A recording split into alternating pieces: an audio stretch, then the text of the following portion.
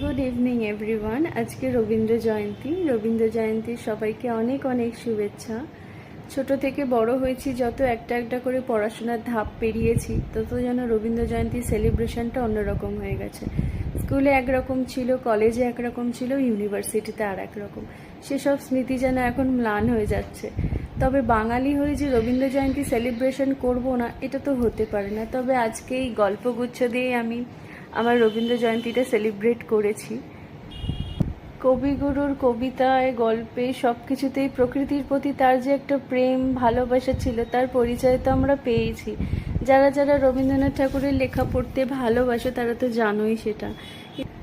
একটা গল্প শেষ করার পর বাইরে যখন বেরোলাম বারান্দায়, তখন দেখলাম কি প্রকৃতিও যেন কবিগুরুর প্রতি প্রণাম জানাচ্ছে আজকে রবীন্দ্র জয়ন্তীতে।